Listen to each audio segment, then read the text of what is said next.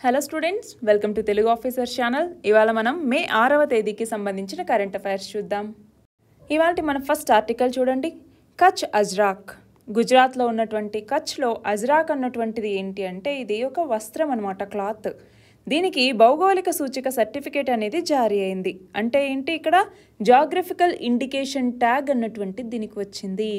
మరి GI tag అన్నటువంటిది ఏంటి అంటే మనకి ఐపీఆర్, ఇంటలెక్చువల్ ప్రాపర్టీ రైట్స్ లేదా మేధో సంపత్తి హక్కులు అంటాము. అందులో మన మేధస్సును ఉపయోగించి చేసేటటువంటి వాటికి ఈ యొక్క హక్కుల్ని ఇస్తారు. అలాగా ఒక లొకేషన్లో ఏదైనా ఒక ప్రత్యేకత కలిగినటువంటి వస్తువు కావచ్చు, పదార్థం కావచ్చు, ఇలాగ క్లాత్ కావచ్చు, ఏదైనా కావచ్చు, దీనికి జాగ్రఫికల్ ఇండికేషన్ అంటే భౌగోళిక సూచీని ఇస్తారనమాట. మరి అలాగా ఇప్పుడు గుజరాత్లోని కచ్కి చెందినటువంటి అజ్రాక్ అన్నటువంటి ఈ క్లాత్కి ఈ జిఐ సర్టిఫికేట్ని ఇచ్చారు. ఇది 2500 సంవత్సరాల నాటిది. ప్రస్తుతం అయితే సింధా, బార్మర్, కచ్ ఈ ప్రాంతాల్లో వీటిని ఆచరిస్తున్నారు. 100% ఇది పర్యావరణహితమైంది, అలాగే విషరహితమైంది కూడా. మరి ఈ కళలోకి వచ్చేసరికి ఒంటె పేడ, న్యాచురల్ కాస్టిక్ సోడా, ఆముదం నూనె, నీళ్లు వీటితో చేసినటువంటి మిశ్రమంతో కాటన్ లేదంటే ఉన్ని లేదంటే పట్టు వీటి మీద మలినాల్ని తొలగించి శుద్ధి చేసిన తర్వాత చారిత్రాత్మక సంఘటనల్ని చిత్రాల రూపంలో వీటిని చిత్రీకరిస్తారనమాట. అయితే హ్యాండ్ బ్లాక్ ప్రింటింగ్ అన్నటువంటి ఒక ప్రక్రియ ద్వారా దీన్ని ముద్రిస్తారు. అంటే ఇదిగో ఇక్కడ చూడండి, హ్యాండ్లో ఈయనకి ఈ స్ట్రక్చర్స్ ఉన్నాయి, చెక్కతో తయారు చేసినవి, దాంతో కలర్ తీసుకునేసి దానికి అలాగా పూస్తారనమాట. అయితే దీన్ని 2 వైపులా కూడా వస్త్రానికి ముద్రిస్తారు. ఈ కళని 400 సంవత్సరాల కిందట సింధ్ ముస్లింలు ఈ ప్రాంతానికి పరిచయం చేశారు. అజ్రాక్ అంటే అరబిక్లో నీలిమందు అనేసి అర్థం. ఇందులో సాంప్రదాయకంగా నీలం, ఎరుపు, తెలుపు అనే 3 రంగులను ఉపయోగిస్తారు. నెక్స్ట్ చూడండి, మణిపూర్లో హింసాత్మక ఘటనలు జరిగి సంవత్సరం ముగిసింది. దాదాపు 200 మంది ఇక్కడ చనిపోయారు. 1000 మంది ఇళ్లను కూడా కోల్పోయి నిరాశ్రయులయ్యారు. ఉద్యోగాలు పోయాయి, విద్యలు అనేటటువంటివి నాశనమైపోయాయి. ఇలాగా కుకీలకి మైతీలకి జరిగినటువంటి కాన్ఫ్లిక్ట్ వల్ల ఎంతో నష్టపోయింది మణిపూర్. ఇంకా చాలామంది మైతీలు రిలీఫ్ క్యాంపుల్లోనే ఉంటున్నారు కూడా. ఆ నేపథ్యంలో మణిపూర్ మ్యాప్ అన్నటువంటిది మనకి ఇంపార్టెంట్. ఎందుకు అంటే ఈ కాన్ఫ్లిక్ట్స్ అన్నటువంటి ఒకటి మణిపూర్ వ్యాలీకి సంబంధించి, సో వీటి గురించి మ్యాప్ అనేది ఇంపార్టెంట్. అలాగే ఇటువైపు మయన్మార్తో మణిపూర్ అన్నటువంటిది బార్డర్ని పంచుకుంటూ ఉంది. మయన్మార్కి మరియు మన భారతదేశానికి సంబంధించి రీసెంట్గా చాలా ఇనిషియేటివ్స్ మనం తీసుకున్నాం. ఏమని, మయన్మార్తో బార్డర్ని క్లోజ్ చేయాలి అనేసి. ఇంతకుముందు ఉన్నటువంటి ఫ్రీ అండ్ ఓపెన్ బార్డర్ ఏదైతే 16 కిలోమీటర్స్ అటు ఇటు ఉన్నిందో దాన్ని క్లోజ్ చేయాలి, అక్కడికి ఇనుప కంచెని నిర్మించాలి అన్నట్టుగా నిర్ణయాలు తీసుకున్నాం కదా. మరి ఆ నేపథ్యంలో కూడా మణిపూర్ మనకి ఇంపార్టెంట్. నెక్స్ట్ ఆర్టికల్ చూడండి, హైదరాబాద్లో హీట్ ఐలాండ్స్ అనేటటువంటివి ఉన్నాయి అనేసి. ఏంటి హీట్ ఐలాండ్స్ అంటే, ఇప్పుడు మనం చూస్తే ఎండాకాలంలో మనకి టెంపరేచర్స్ ఎక్కువగా ఉంటాయి కదా. కానీ సిటీల్లోకి వచ్చేసరికి ఏంటి, చెట్లను కొట్టేస్తారు. మౌలిక వసతుల కోసం ఇలా ఇష్టం వచ్చినట్టుగా కాంక్రీట్ నిర్మాణాలని చేపడతారు. అలాగే సిటీల్లో కొన్ని డార్క్ ఆబ్జెక్ట్స్ వల్ల ఏమవుతుంది, టెంపరేచర్స్ అనేటటువంటివి మరింత పెరుగుతున్నాయి. అంటే చుట్టుపక్కల ఉన్నటువంటి ప్రాంతాలకి కూడా ఎండ వేడికి సంబంధించి ఈ ప్రాంతమే కేంద్రంగా ఉంటుంది. అందుకే దాన్ని హీట్ ఐలాండ్ అంటాము.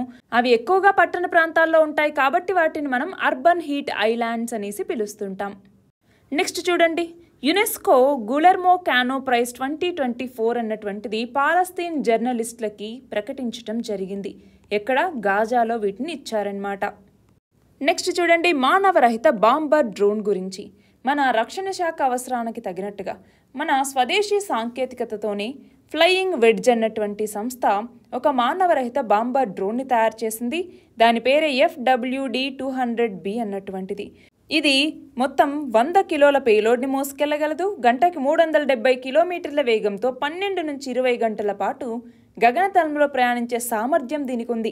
అంతేకాదు గ్రౌండ్ కంట్రోల్ స్టేషన్ నుంచి 200 కిలోమీటర్ల వరకు ఇది ప్రయాణించగలదు. నెక్స్ట్ చూడండి, COVID-19కి సంబంధించి ఇంకో కొత్త వేరియంట్ వచ్చింది. దాని పేరే FLIRT అన్నటువంటిది. ఇది మన యొక్క ఇమ్యూన్ సిస్టమ్ని దెబ్బతీసేటటువంటి క్యాపబిలిటీ దీనికి ఉంది అనేసి ఇప్పుడు చెప్తున్నారు.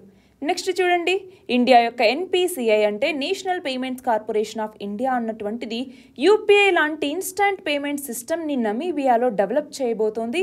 దానికి సంబంధించి ఒక అగ్రిమెంట్ కూడా సైన్ చేయటం జరిగింది. నెక్స్ట్ చూడండి, ఆంధ్రప్రదేశ్ ప్రభుత్వం తీసుకొచ్చినటువంటి ల్యాండ్ టైటిలింగ్ యాక్ట్ లేదా భూ హక్కుల చట్టం అంటాము. ఇది ఆల్రెడీ అమల్లోకి వచ్చింది. మనం చూస్తే లాస్ట్ ఇయర్ అక్టోబర్ 31 నుంచి ఇది అమల్లోకి వచ్చింది. మరి ఇక్కడ గమనిస్తే ఈ చట్టం ద్వారా భూ యజమానులు కొనుగోలుదారులకి భూమి హక్కుల మీద పూర్తి భరోసా ఉంటుంది అన్నట్టుగా ప్రభుత్వం చెప్తోంది. అంటే ఇక్కడ ఏమవుతుంది అంటే ఏపీ భూ హక్కుల చట్టం ప్రకారం స్థిరాస్తి హక్కుల రిజిస్టర్ను ఒకటి రూపొందిస్తారు. దాంతో స్థిరాస్తిని భూ యజమాని తప్ప ఇంకొకరు విక్రయించే అవకాశం ఉండదు. అంటే రాష్ట్రంలో మొత్తం స్థిరాస్తులకి కూడా ఒక శాశ్వత రిజిస్టర్, వివాద రిజిస్టర్, కొనుగోలు రిజిస్టర్ అనేసి ఏర్పాటు చేస్తారు. రాష్ట్రంలో ప్రతి గ్రామంలో ఉన్నటువంటి రెవెన్యూ రికార్డ్స్ ఏవైతే ఉంటాయో వాటన్నింటినీ సవరిస్తారనమాట. దానికోసం ప్రత్యేకంగా ఏపీ ల్యాండ్ అథారిటీని ఏర్పాటు చేస్తారు. అంతేకాదు ఇక్కడ ఏంటి అంటే భూమి హక్కుల్ని రిజిస్టర్ చేసే బాధ్యత ఈ ల్యాండ్ టైటిలింగ్ అధికారులకు ఉంటుంది. కొన్ని దశల తర్వాత భూ యజమానుల్ని శాశ్వత హక్కుదారులుగా టైటిలింగ్ అధికారి గుర్తిస్తారు. దాంతో రిజిస్టర్లో వాళ్ళ వివరాలన్నీ నమోదు చేస్తారు. దానివల్ల ఎవరు కోర్టుకు వెళ్ళే అవకాశం కూడా ఉండదు. ఒకవేళ ఎవరన్నా అభ్యంతరం వ్యక్తం చేస్తే రెవెన్యూ ట్రిబ్యునల్స్ అనేసి ఉంటాయి, వాటిని ఆశ్రయించవచ్చు.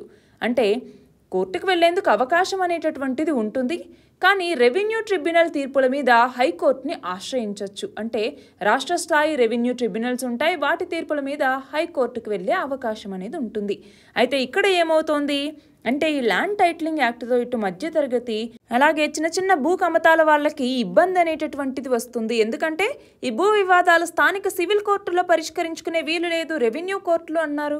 సో దీనివల్ల ఇటు సామాన్యులు ఇటు నిరక్షరాస్యులకి ఇది తీవ్ర ఇబ్బందిగా మారే ప్రమాదం ఉంది అన్నట్టుగా ఇక్కడ చెప్తున్నారు. నెక్స్ట్ చూడండి, సెర్బియాలో 7000 సంవత్సరాల కిందటి ఒక ప్రీ హిస్టారిక్ సెటిల్మెంట్ని డిస్కవర్ చేయటం జరిగింది. దానికి సంబంధించి ఈ ఆర్టికల్ అనమాట మనల్ని అడగచ్చు.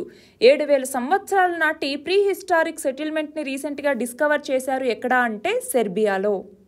నెక్స్ట్ చూడండి, పాకిస్తాన్ మాజీ ప్రధానమంత్రి అయినటువంటి నవాజ్ షరీఫ్ కుమార్తె పాకిస్తాన్ ముస్లిం లీగ్ ఉపాధ్యక్షురాలైనటువంటి మరియం నవాజ్, ఈమె ఇటీవల ఏ ప్రావిన్స్కి ముఖ్యమంత్రిగా ఎన్నికయ్యారు అంటే పంజాబ్ ప్రావిన్స్కి. అలా పాకిస్తాన్ చరిత్రలో ఒక ప్రావిన్స్కి సీఎంగా ఒక మహిళ రావటం అనేది ఇదే మొదటిసారి. నెక్స్ట్ చూడండి, దిగ్గజ వ్యాపార సంస్థ అయినటువంటి రిలయన్స్ ఇండస్ట్రీస్కి చెందిన రిలయన్స్ ఫౌండేషన్ రీసెంట్గా సమగ్ర జంతు సంరక్షణ పునరావాస కేంద్రాన్ని ప్రారంభించింది. దాని పేరేంటి అంటే వంతారా అన్నటువంటిది. నెక్స్ట్ చూడండి, అవినీతి నిరోధక అంబడ్స్మన్ లోక్పాల్, దీనికి చైర్పర్సన్గా ఇటీవల నియమితులైన సుప్రీంకోర్టు మాజీ న్యాయమూర్తి ఎవరు అంటే జస్టిస్ ఏఎం ఖాన్విల్కర్. ఈయనతో పాటు లోక్పాల్ జ్యుడిషియల్ సభ్యులుగా హైకోర్టు మాజీ న్యాయమూర్తులైనటువంటి justice Lingappa Narayanaswamy, justice Sanjay Yadav, justice Rituraj Awasthi, non judicial సభ్యులుగా సునీల్ చంద్ర, పంకజ్ కుమార్, అజయ్ టిర్కే వీళ్ళు నియమితులయ్యారు. అయితే లోక్పాల్ చైర్పర్సన్ అలాగే సభ్యుల యొక్క పదవీకాలం 5 ఏళ్లు లేదా 70 ఏళ్ల వయసు వరకు ఉంటుంది. నెక్స్ట్ చూడండి, సుప్రీంకోర్టు బార్ అసోసియేషన్లో మహిళా కోటా అమలుకు సంబంధించి సుప్రీంకోర్టు ఆదేశాలు ఇచ్చింది. ఏమని? ఈ సుప్రీంకోర్టు బార్ అసోసియేషన్ ఎగ్జిక్యూటివ్ కమిటీలో 1/3 వంతు మహిళా రిజర్వేషన్ అమలు చేయాలి అన్నట్టుగా. అంటే ఇక మీదటి బార్ అసోసియేషన్ ఎగ్జిక్యూటివ్ కమిటీలో 3 ఎగ్జిక్యూటివ్ సభ్యులు, 2 సీనియర్ ఎగ్జిక్యూటివ్ సభ్యులు, కోశాధికారి వీళ్ళందరూ మహిళలే ఉండాలి అన్నట్టుగా ఇక్కడ సుప్రీంకోర్టు చెప్పింది. ఇవి ఇవాల్టి ఇంపార్టెంట్ ఆర్టికల్స్. పీడిఎఫ్ లింక్ డిస్క్రిప్షన్లో ఉంది, మీరు అందులో చూడొచ్చు. సబ్స్క్రైబ్ చేయని వాళ్ళు ఉంటే ఒకసారి సబ్స్క్రైబ్ బటన్ ప్రెస్ చేయండి. All the very best and thank you very much.